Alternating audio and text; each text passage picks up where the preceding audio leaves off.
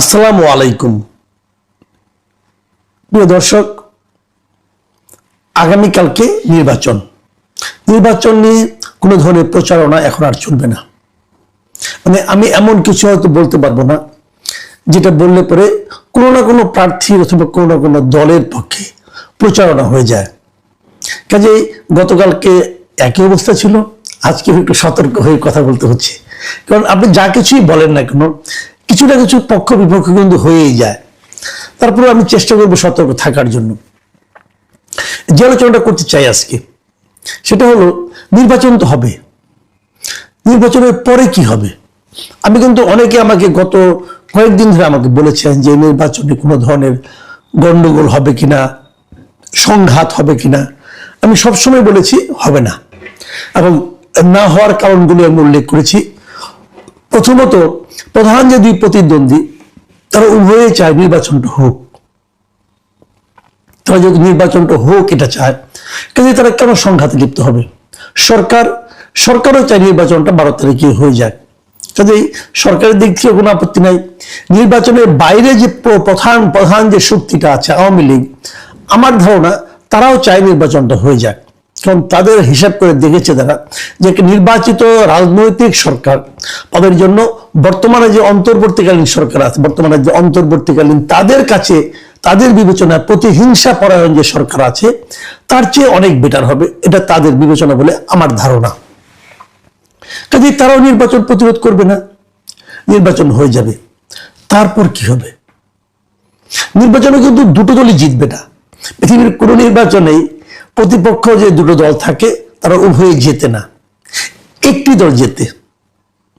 এখন বিএনপি আর জামাত ইসলাম, বিএনপির একটি জোট আছে, জামাতেরও একটি জোট আছে। কারা জিতবে এটা নিয়ে প্রেডিকশন অনেক হয়েছে। আমি নিজেও করতে পারতাম, নিজেও কিছু করেছি এর মধ্যে অলরেডি। সেগুলো থেকে আপনি ইঙ্গিত পেয়েছেন। সেই প্রেডিকশন এরই মধ্যে আমার মধ্যেও কিছুটা চেঞ্জ হয়েছে। দেখ, সেই চেঞ্জটা আপাতত আমি উল্লেখ করব না। আমি বরং ওটুকুই ভাবি যে নির্বাচনের পরে কি হবে। ধরা যাক এই নির্বাচনে অনেকে কিন্তু বলছিলেন যে জামাতের মধ্যে অনেক দূর অগ্রসর হয়েছে, জামাতের কিছু নীরব ভোট হয়েছে, অনেকে কিন্তু বারবার এগুলো বলছিলেন। আমি হাইপোথেটিক্যালি কথার কথা অথবা অতি কল্পনা প্রবণ হয়ে আমি ধরা যাক যে নির্বাচনে জামাত ইসলাম জিতে গেল। যদি জিতে যায়, বিএনপির প্রতিক্রিয়া কি হবে? বিএনপি কি খুব আপোষে এই পরাজয়টা মেনে নেবে? যে কথাটা আমি গতকালকে বলেছিলাম যে আমি দুই নেতার কথা শুনলাম, কোনো নেতাই কিন্তু এই কথা বললেন না যে যদি নির্বাচনে যে ফলই হোক না কেন, যদি আমার দল যদি হেরেও যায় তাও আমরা এই পরাজয়কে মেনে নেব। এই কথা কিন্তু কোনো নেতাই বলেননি, এবং এটা আমি প্রত্যাশা করেছিলাম দুই নেতার কাছ থেকে। তারা বলবেন যে আমরা গণরায়কে গুরুত্ব দিচ্ছি। আপনি আচমকা যদি বলেন যে নির্বাচন ইঞ্জিনিয়ারিং করে আমাকে হারিয়ে দেওয়া হয়েছে, এটা কিন্তু জনগণ পরে আর মানবে না। এই কারণে যদি ইঞ্জিনিয়ারিং হয়, আপনি টের পেলেন না কেন, টের পাচ্ছেন না কেন এখন পর্যন্ত? কাজে ইঞ্জিনিয়ারিং এর অভিযোগ ধোপে টিকবে না।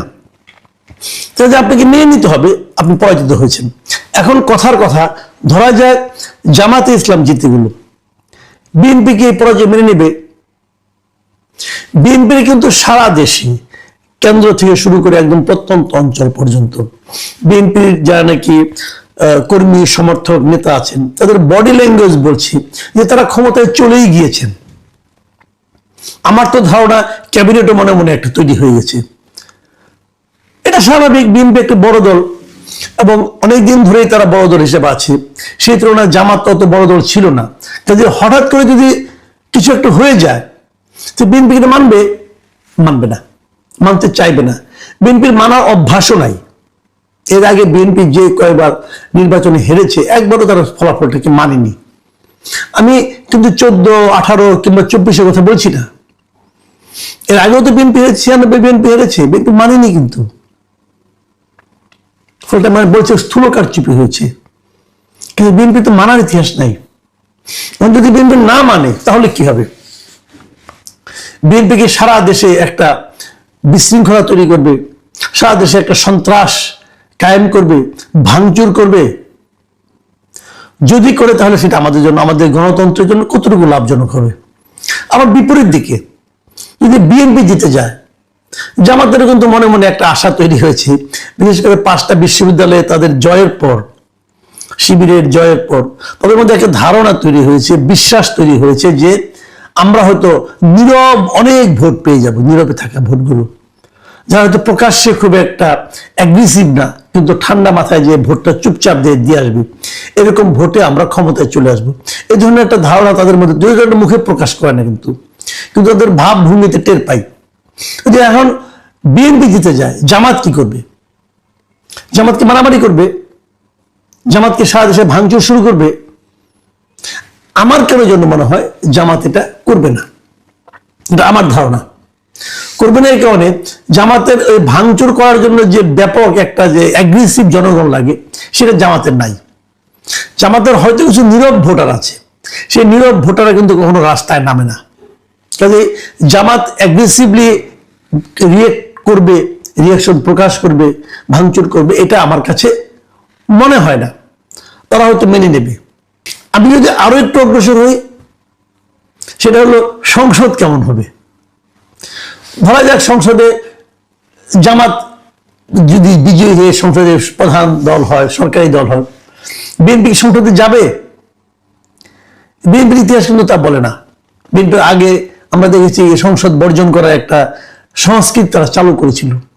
এখন সেই সংস্কৃতি আবার চালু হবে? এটা কি জনগণের কাছে প্রত্যাশিত? এই প্রশ্নটা রইল। কিন্তু আমার ধারণা জামাত যাবে, কারণ জামাতের যে রাজনীতি, তারা সংসদ বর্জন খুব বেশি দিন করবে বলে আমার কাছে মনে হয় না। দ্বিতীয় আরেকটা প্রশ্ন, এই প্রশ্নটা খুবই গুরুত্বপূর্ণ। নির্বাচন হয়ে যাওয়ার পর কারা ক্ষমতায় গেলে অথবা কারা না গেলে দেশে আওয়ামী লীগ ফিরে আসবে? এই প্রশ্নটা কিন্তু অনেকে আমাকেও করেছেন। আমি মনে করি আওয়ামী লীগের ফিরে না ফেরা কিছু নাই। আওয়ামী লীগ দেশে আছে। আওয়ামী লীগের বিপুল সংখ্যক নেতাকর্মী এই দেশের গ্রামে গঞ্জে, প্রত্যন্ত অঞ্চলে, শহরে তারা আছে। আমার সঙ্গে অনেকের দেখা হয়। কিভাবে দেখা হয়? ধরেন কোনো একটা শপিং মলে গেলাম, ওই পরশুদিনও তো গেলাম এক জায়গায়, আমি বসুন্ধরায় গিয়েছিলাম পরশুদিন। সেখানে হঠাৎ করে একজন লোক আমাকে হাত ধরে বললো সে কোনো একটা জায়গা, আমি জায়গাটার নাম বললাম না, ওই জায়গায় উনি উপজেলা চেয়ারম্যান ছিলেন আওয়ামী লীগের। উনি বললেন উনি ঢাকায় এসে আপাতত লুকিয়ে আছেন। তো আওয়ামী লীগের লোকজন তো আছে সারা দেশে। তো এই লোকগুলো কি ধীরে ধীরে প্রকাশ্য হবে? আমি মনে করি আওয়ামী লীগের যে লোকগুলো বিদেশে পালিয়ে গেছে, তারা খুব সহজে দেশে আসবে না, কারণ তাদের নামে অনেক মামলা মোকদ্দমা হবে এবং হয়েছে। তারা অনেক অপকর্ম করেছে। যারা অপকর্ম করেছেন তাদের প্রত্যেকের বিরুদ্ধে মামলা হওয়া উচিত, কঠিনতম মামলা হওয়া উচিত। আমি মনে করি তারা অপকর্ম করেছেন, তার সাজা হবে না, হওয়া উচিত। যাদের বিরুদ্ধে মামলা মোকদ্দমা নেই, তারা তো ধীরে ধীরে রাজনীতিতে সক্রিয় হবে। এই প্রত্যাশায় তারা কিন্তু নির্বাচনটা হতে দিচ্ছে, নির্বাচন প্রতিরোধ করছে না।